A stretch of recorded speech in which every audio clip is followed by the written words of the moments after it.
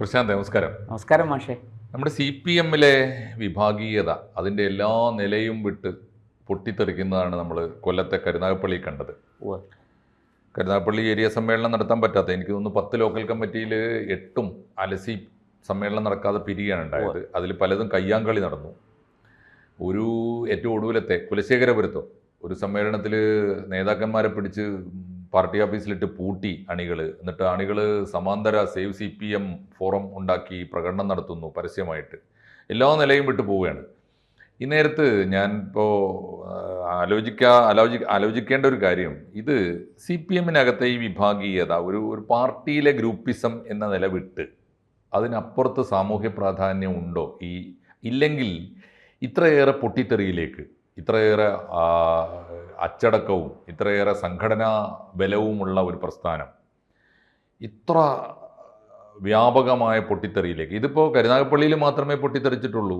പാലക്കാട്ട് സമാന്തര കൊഴിഞ്ഞാമ്പാറയിൽ സമാനമായ സംഭവങ്ങളുണ്ട്. പല ജില്ലകളിലും ഇത്തരം, ആലപ്പുഴയിൽ പ്രശ്നങ്ങളുണ്ട്. അപ്പോൾ ഇത് വ്യാപകമായി വരികയാണ്. ഈ കരുനാഗപ്പള്ളി ഒരു കൃത്യമായ സൂചനയാണ്. ഈ CPM വിഭാഗീയതയുടെ, പൊട്ടിത്തെറിയുടെ അടിസ്ഥാന സാമൂഹിക പ്രശ്നങ്ങളിലേക്ക് ഒന്ന് ആലോചന വായിക്കാൻ നമ്മൾ ഈ സമയം ചെലവഴിച്ചാലോ? നമുക്ക് ഈ കുലശേഖരപുരം, ഈ നമ്മുടെ കരുനാഗപ്പള്ളിയിലെ വിഷയം തന്നെ നമുക്ക് കാര്യമായിട്ട് പറയാനുണ്ട്. അത് മാഷേ, ഈ പാവങ്ങളുടെ പാർട്ടിയായിരുന്ന കാലത്ത് ഈ പ്രശ്നങ്ങളൊന്നുമില്ല. എല്ലാവരും ഒറ്റക്കെട്ട. അന്നൊരു വലിയ ലക്ഷ്യമുണ്ട്. എന്താ, വലിയൊരു വസന്തകാലം വരും എന്ന പ്രതീക്ഷയിൽ എല്ലാവരും പണിയെടുക്കുകയാണ്. ഇന്നിപ്പോൾ ആ വസന്തകാലം വന്നില്ലെങ്കിലും പാർട്ടിക്ക് ഇന്ന് വലിയ തോതിൽ ആസ്തിയുണ്ട്, പണമുണ്ട്, വരുമാനമുണ്ട്.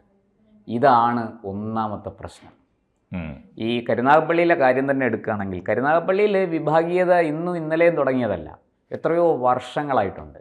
ഈ CITU ലോബി ഉണ്ടായിരുന്ന കാലത്തും, അതുപോലെ VS നയനാർ ആ ഒരു എന്താ പറയണ്ടേ ഗ്രൂപ്പിസം ഉണ്ടായിരുന്ന കാലത്തും, പിന്നീട് VS പിണറായി പോര് രൂക്ഷമായപ്പോഴും ഒക്കെ ഈ കരുനാഗപ്പള്ളി, പ്രത്യേകിച്ചും കുലശേഖരം, അവിടെ വലിയ തോതിൽ പൊട്ടിത്തെറികൾ നടന്നിട്ടുണ്ട്. പാർട്ടി വിട്ട് നേതാക്കൾ പോയിട്ടുണ്ട്. ലോക്കൽ കമ്മിറ്റി, ഏരിയ കമ്മിറ്റി നേതാക്കൾ പാർട്ടി വിട്ട് പോയിട്ടുണ്ട്. അന്നും ഇതുപോലെ സേവ് CPM ഫോറം രൂപീകരിച്ചിട്ടുണ്ട്. വേറെ ചില പാർട്ടികളിൽ ചേക്കേറിയിട്ടുണ്ട്. ഇങ്ങനെയൊക്കെ ഉണ്ടായിട്ടുണ്ട്. ഇതിപ്പോൾ കുലശേഖരത്തെ പ്രശ്നത്തിലേക്ക് നമുക്ക് മടങ്ങി വരാം. കരുനാഗപ്പള്ളിയിൽ വലിയ തോതിൽ ആസ്തിയുള്ള, വരുമാനമുള്ള ഒരു ഏരിയ കമ്മിറ്റിയാണ്. കൊല്ലം ജില്ലാ കമ്മിറ്റിയിൽ ഏറ്റവും കൂടുതൽ വരുമാനമുള്ള, ആസ്തിയുള്ള ഒരു ഏരിയ കമ്മിറ്റിയാണ് ഈ കരുനാഗപ്പള്ളിയിൽ. ചെറിയ വരുമാനമൊന്നുമല്ല. ആസ്തിയാണോ പാർട്ടിയുടെ ആസ്തി തന്നെ. അംഗങ്ങളുടെ ആസ്തി രണ്ടാമത്തത്, പാർട്ടിയുടെ ആസ്തി തന്നെ. അത് പൊതുവേ കൊല്ലത്ത്, നമ്മൾ കൊല്ലം ടൗണിൽ വസ്തുവിന് സെൻറ്റിന് 10 ലക്ഷം രൂപ ഉണ്ടെന്നിരിക്കട്ടെ, അതേപോലെ കരുനാഗപ്പള്ളിയിൽ ടൗണിൽ വസ്തു സെൻറ്റിന് വില അന്വേഷിച്ചാൽ നമ്മൾ ഞെട്ടിപ്പോകും. ഇതിൻ്റെ ഇരട്ടിക്ക് മേളിലാണ് വില. കൊല്ലത്തേക്കാൾ കൂടുതലാണ് കരുനാഗപ്പള്ളിയിൽ. കരുനാഗപ്പള്ളി കൊച്ചു പട്ടണമാണ്, ഒക്കെ ശരിയാണ്. പക്ഷേ കരുനാഗപ്പള്ളിയിലാണ് വില വളരെ കൂടുതൽ കൊല്ലം ടൗണിനേക്കാൾ. ഞാൻ കൊല്ലത്ത് ജോലി ചെയ്തിട്ടുള്ള ആളാണ്.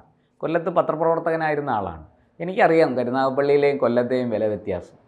ഇത് നമ്മുടെ എന്താ പറയണ്ടേ, ഈ പ്രസ് ക്ലബിലടക്കം നമുക്ക് എല്ലാവർക്കും അറിയുന്ന പരസ്യമായ ഒരു കാര്യമാണ്. അതിന് ചവറയിലെ KMML-ഉം കരുനാഗപ്പള്ളിയിലെ ഈ എന്താ പറയുക മറ്റ് വ്യാപാര സ്ഥാപനങ്ങളും ഒക്കെ വർദ്ധിച്ച തോതിൽ ഒരുപാട് പ്രവാസികൾ ഉള്ള ഒരു സ്ഥലമാണ് കരുനാഗപ്പള്ളി. ഒരുപാട് കച്ചവടക്കാരുണ്ട് അവിടെ. അതുപോലെ അമൃതാനന്ദമയി മഠം, കേരളത്തിലെ ഒരു വലിയ സ്ഥാപനമാണത്. അമൃതാനന്ദമയി മഠം സ്ഥിതി ചെയ്യുന്നത് കരുനാഗപ്പള്ളിക്ക് അടുത്താണ്. പുതിയകാവ്, പിന്നെ അവിടുന്ന് തിരിഞ്ഞു പോകുന്ന ആ ഭാഗത്താണല്ലോ, കടലോരത്താണ്. അപ്പോൾ അമൃതപുരി, ഇതൊക്കെ കരുനാഗപ്പള്ളിയിൽ വലിയ തോതിൽ വരുമാനമുണ്ട്. ഇപ്പോൾ ഈ കുലശേഖരത്തെ കാര്യത്തിലേക്ക് നമുക്ക് മടങ്ങി വരാം.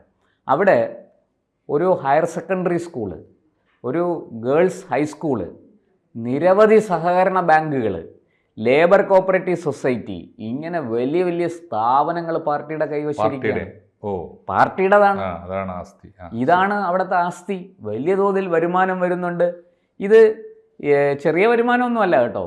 ഇവിടെ ഈ എന്താ പറയണ്ടേ, ഈ സ്കൂളുകളിലെ അപ്പോയിൻമെൻറ്റിന് തന്നെ വലിയ തോതിലാണ് പണം, തലവരിപ്പണം വാങ്ങുന്നതെന്നുള്ള ആക്ഷേപം അവിടെ വ്യാപകമാണ്. CPM സ്കൂളിലും CPM സ്കൂളിലും തലവരിപ്പണം വാങ്ങുന്നുണ്ട്, ഈ അപ്പോയിൻമെൻറ്റിന് പണം വാങ്ങുന്നുണ്ടെന്നുള്ള ആക്ഷേപം അവിടെ വ്യാപകമാണ്. നമുക്ക് നേരിട്ടറിയില്ല, അവിടെ പറഞ്ഞു കേൾക്കുന്നതാണ്. പാർട്ടിക്കുള്ളിൽ തന്നെ ഈ വിഭാഗീയത പുറത്തു വന്നു കഴിഞ്ഞപ്പോൾ പരസ്പര ആരോപണങ്ങൾ ഇങ്ങനെ ഉന്നയിക്കുന്നു. സംഭാവനയാണോ അതോ സംഭാവന ചെറിയ തുകയെ കണക്കിലൊക്കെ കാണിക്കുക, അവർക്കതൊക്കെ കൈകാര്യം ചെയ്യാൻ അറിയാം. അവരത് വേറൊരു രൂപത്തിൽ, വേറൊരു ഭാവത്തിൽ, വേറെ പദ്ധതികളിലൂടെ വാങ്ങുന്നുണ്ടെന്നുള്ള ആക്ഷേപം വളരെ ശക്തമാണ്, പാർട്ടിക്കുള്ളിൽ തന്നെ ശക്തമാണ്. ഇപ്പോൾ അവിടുത്തെ മെയിൻ പ്രധാനപ്പെട്ട 2 നേതാക്കൾ ഈ PR വസന്തനും സൂസൻ ഗോഡിയാണ്. നേരത്തെ 22 വർഷം മുമ്പ് ഇതുപോലൊരു വിഭാഗീയത വന്ന് അന്ന് ഏരിയ കമ്മിറ്റി സെക്രട്ടറിയൊക്കെ ആയിരുന്ന പരമേശ്വരൻ പോറ്റി, അദ്ദേഹം ഇതുപോലെ ഈ പിണറായി പക്ഷം VS പക്ഷം എന്നുള്ള ആ പോരിൽപ്പെട്ട് അദ്ദേഹം പുറത്തുപോയ ആളാണ്. അദ്ദേഹം അന്ന് VB ചെറിയാൻ, അദ്ദേഹം ആദ്യം പാർട്ടി വിട്ടതുപോലൊരു സ്വതന്ത്ര ഫോറം ഉണ്ടാക്കിയിട്ട് പിന്നീട് അന്ന് നിരവധി ലോക്കൽ കമ്മിറ്റി നേതാക്കൾ, സെക്രട്ടറിമാരടക്കമുള്ളവർ ഇദ്ദേഹത്തിനോടൊപ്പം പോയി. അവർ VB ചെറിയാൻ്റെ പാർട്ടിക്കൊപ്പം ചേർന്നു. പിന്നീട് അതൊക്കെ നാമാവിശേഷമായി, ആ കഥ അങ്ങേക്ക് അറിയാമല്ലോ. അതിൽ നിന്ന് കുറേ പേര് തിരിച്ച് പാർട്ടിയിലേക്ക് മടങ്ങി വരികയും ചെയ്തു. ഇങ്ങനെ കൊണ്ടും കൊടുത്തും വന്നും പോയും കരുനാഗപ്പള്ളിയിലെ പാർട്ടി വളരുകയും തളരുകയും ഒക്കെ ചെയ്തുകൊണ്ടിരിക്കുകയാണ്. അപ്പോൾ ഈ കരുനാഗപ്പള്ളി മുമ്പ് അവിടെ CPI ആണ് മത്സരിച്ചിരുന്നത്, ഇപ്പോൾ അതൊക്കെ മാറിയിട്ടുണ്ട്. ഇപ്പോൾ അവിടെ MLA നമ്മുടെ കോൺഗ്രസിൻ്റെ CR മഹേഷാണ്. പാർട്ടിക്കുള്ളിലെ വിഭാഗീയതയാണ് അവിടെ LDFനെ തോൽപ്പിച്ചത്. CPMനുള്ളിലെ വിഭാഗീയതയാണ് LDFനെ തോൽപ്പിച്ചത്. പക്ഷേ ഈ മഹേഷ് വളരെ ജനകീയനായൊരു നേതാവാണെന്നും പറയപ്പെടുന്നുണ്ട്. അദ്ദേഹത്തിന് വലിയ സ്വാധീനമുണ്ട്. മുമ്പും അവിടെ മത്സരിച്ചിട്ടുണ്ട്, അദ്ദേഹം തോറ്റ ആളാണ്. പക്ഷെ നേരത്തെ അവിടെ പഞ്ചായത്തിലും ഒക്കെ ആയിട്ട് മത്സരിച്ച് ജനപ്രതിനിധിയായിരുന്നു, താഴെത്തട്ടിൽ നിന്ന് വളർന്നു വന്നയാളാണ്. എന്തായാലും CPMന് അവിടുത്തെ ഏറ്റവും വലിയ പ്രശ്നം ഇപ്പം ഈ PR വസന്തനും സൂസൻ ഗോഡിയാണ്. ഇവർ രണ്ടുപേരും 2 ധ്രുവങ്ങളിൽ നിന്ന് പാർട്ടിക്കുള്ളിൽ വലിയ തോതിൽ പടവെട്ടുകയാണ്. അതിൻ്റെ കാരണം ഈ വരുമാനമാണ്. രണ്ടാളും ഇപ്പോൾ പിണറായിയുടെ ഗ്രൂപ്പിൽ രണ്ടുപേരും സത്യത്തിൽ പിണറായി പക്ഷക്കാരാണ്. അതാണ് പാർട്ടി ഇപ്പോൾ സംസ്ഥാന തലത്തിൽ ഗ്രൂപ്പില്ല, പക്ഷെ ജില്ലാതലങ്ങളിൽ നിരവധി, 2 ഗ്രൂപ്പല്ല, നിരവധി അനേകം ഗ്രൂപ്പുകളാണ്. ഇതെല്ലാം പിണറായി പക്ഷക്കാരാണ്. ഇതിനെല്ലാം അടിസ്ഥാനം പണം പങ്കുവെക്കലാണ്, വേറെ ഒന്നുമല്ല. ഇവിടെ കിട്ടുന്ന വരുമാനം പിന്നെ നേരായ വഴിയിലും അല്ലാതെയും കിട്ടുന്ന വരുമാനം, പാർട്ടിക്ക് ഒരുപാട് വരുമാനം കിട്ടുന്നുണ്ട്, പാർട്ടിക്ക് ഇപ്പോൾ ആസ്തിയുണ്ട്. ഇത് കൈകാര്യം ചെയ്യുന്നിടത്താണ് ഈ പ്രശ്നം മുഴുവൻ. അപ്പോൾ അധികാരമുള്ളവനെ ഇത് കൈകാര്യം ചെയ്യാൻ പറ്റുള്ളൂ. അപ്പോൾ അധികാരം പിടിക്കാൻ വേണ്ടിയിട്ട് ഇവർ വലിയ തോതിൽ കളിക്കുന്നുണ്ട്. ഈ കളിയാണ് പാർട്ടിക്കുള്ളിലെ വിഭാഗീയതയായിട്ട് കരുനാഗപ്പള്ളി ഏരിയ കമ്മിറ്റിക്കുള്ളിൽ, കൊല്ലം ജില്ലാ കമ്മിറ്റിക്കുള്ളിൽ പ്രകടമായിരിക്കുന്നത്. ഈ ഇദ്ദേഹം പോയതിന് ശേഷം, നമ്മുടെ പരമേശ്വരൻ പോറ്റി പാർട്ടി വിട്ട് പോയതിന് ശേഷം വേറൊരു ഇതൊക്കെ വന്നു അവിടെ. അവർക്കെതിരെയും പിന്നീട് വ്യാപകമായ ആക്ഷേപം ഉണ്ടായി. കൈരളി TVയുടെ ഷെയർ പിരിച്ചതിൽ എന്തൊക്കെയോ തട്ടിപ്പ് നടത്തിയെന്നാണ് അന്ന് ഉയർന്ന ആരോപണം. പിന്നെ അതൊക്കെ ഒതുക്കി തീർത്തു. ഇപ്പോൾ ഈ PR വസന്തനും ഇദ്ദേഹവും തമ്മിൽ കടിപിടി കൂടാൻ, ഈ സൂസൻ ഗോഡിയും തമ്മിലുള്ള പ്രശ്നത്തിൻ്റെ നിരവധി കാരണങ്ങൾ. ഒന്ന് ഞാൻ പറഞ്ഞല്ലോ, ഈ തലവരിപ്പണം ഉൾപ്പെടെയുള്ളത് പാർട്ടിക്ക് വലിയ വരുമാനം കിട്ടുന്നു. 2, ഇപ്പോൾ ആ ഹൈസ്കൂളിൻ്റെയും ഹയർ സെക്കൻഡറി സ്കൂളിൻ്റെയൊക്കെ കുറച്ച് സ്ഥലം ദേശീയപാത വികസനത്തിന് വേണ്ടി വിട്ടുകൊടുത്തു. അതിൽ കിട്ടിയത് കോടികളാണ്. ചെറിയ തുകയൊന്നുമല്ല, വലിയ തുകയാണ് കിട്ടിയത്. കൊടുത്ത സ്ഥലമൊക്കെ കുറവാണ്, പക്ഷേ അവിടുത്തെ ഈ വസ്തുവിൻ്റെ മൂല്യം വളരെ കൂടുതലായത് കാരണം, ഞാൻ പറഞ്ഞല്ലോ, സെൻറ്റിന് വലിയ തുകയാണ് അവിടെ റോഡ് സൈഡിൽ. കരുനാഗപ്പള്ളി ദേശീയപാത കടന്നു പോകുന്നതിൻ്റെ ഇരുവശത്തും സെൻറ്റിന് വലിയ തുകയാണ്, ലക്ഷങ്ങളൊന്നുമല്ല. ലക്ഷങ്ങളൊക്കെ പണ്ട്, ഇപ്പോൾ കോടികളാണ് വില. അവിടെ ഒരു കട കിട്ടണമെങ്കിൽ, ഒരു ചെറിയൊരു പെട്ടിക്കടയ്ക്ക് പോലും നമ്മൾ എണ്ണി വെക്കേണ്ട തുക കേട്ട തല കറങ്ങിപ്പോവും. അത്ര വലിയ രീതിയിലാണ് കരുനാഗപ്പള്ളിയുടെ ഭൂമി വില കുതിച്ചു ഉയരുന്നത്. ഇതറിയാലോ, ഇത് കള്ളപ്പണം വെളുപ്പിക്കുന്നതിൻ്റെ ഭാഗമായിട്ട് നടക്കുന്ന കാര്യങ്ങളാണ്. ഇനി മറ്റൊരു പ്രധാന പ്രശ്നം, ഇങ്ങനെ ഇത്രയും പണം, ആസ്തി, വരുമാനം കിട്ടുമ്പോൾ സ്വാഭാവികമായിട്ടും ഇത് സമ്പൂർണ്ണമായിട്ട് ഏരിയ കമ്മിറ്റിയുടെ കയ്യിലാണ്. ഏരിയ കമ്മിറ്റിക്ക് പുറത്തേക്ക് ഇത് പോകുന്നതേ ഇല്ല. ആ ഏരിയ കമ്മിറ്റിയിൽ നിന്നുകൊണ്ട്, അപ്പോൾ അവിടെ ഞാൻ അന്വേഷിച്ചപ്പോൾ അറിയാൻ കഴിഞ്ഞതെന്ന് വെച്ചാൽ, പാർട്ടിക്ക് ഇപ്പോൾ ഉള്ള ആസ്തി വെച്ചുകൊണ്ട് ഓരോ ഏരിയ കമ്മിറ്റി അംഗത്തിനും വേണമെങ്കിൽ ഏറ്റവും വില കൂടിയ കാറ് വാങ്ങിക്കൊടുക്കാം, ഇന്നോവ പോലെയുള്ള കാറ് വാങ്ങിക്കൊടുക്കുക. അത്രയും ആസ്തി ഉണ്ടെന്നാണ് പറയുന്നത്. മാഷിനറിയാലോ ഒരു ഏരിയ കമ്മിറ്റിയിൽ എത്ര അംഗങ്ങൾ, അത്രയ്ക്ക് ആസ്തി അവിടെ ഉണ്ടെന്ന്, അത്രയ്ക്ക് പണം അവരുടെ കയ്യിൽ ഉണ്ടെന്നാണ് പറയപ്പെടുന്നത്. ഇത് ഈ കരുനാഗപ്പള്ളിയിൽ മാത്രമല്ല, കരുനാഗപ്പള്ളി എന്ന് പറയുന്നത് ചവറയ്ക്ക് തൊട്ടടുത്ത് കിടക്കുന്ന സ്ഥലമാണ്. ഈ ചവറയും കരുനാഗപ്പള്ളിയും രണ്ടും വലിയ തോതിൽ ആസ്തിയുള്ള രണ്ട് ഏരിയ കമ്മിറ്റികളാണ് CPM-നെ സംബന്ധിച്ച്. ചവറയിലെ ഗുണം എന്താണെന്ന് വെച്ചാൽ കരിമണലാണ്. അത് KMML ആണ്.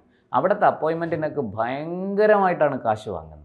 അതിപ്പോൾ അവിടെ ഈ എന്താ പറയണ്ടേ, ലീഗും CPM-ഉമാണ് അതിൻ്റെ കസ്റ്റോഡിയന്മാർ. ഭരണം മാറി മാറി വരുമ്പോൾ 5 വർഷം ലീഗ്, 5 വർഷം CPM. വേറെ ആർക്കും അതിനകത്ത് തലയിടാൻ പറ്റില്ല. ഇത് അവരുടെ കയ്യിലാണ് ഇതിരിക്കുന്നത്.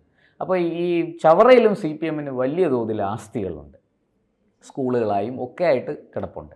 എന്തായാലും ഇത് വലിയ തോതിൽ ഈ പണം പങ്കുവെക്കുന്നത്, ഇപ്പോൾ പണം കൂടുമ്പോൾ സ്വാഭാവികമാണ് മറ്റതും പുറകെ വരും, സദാചാര വിരുദ്ധമായ കാര്യങ്ങളും പുറകെ വരും.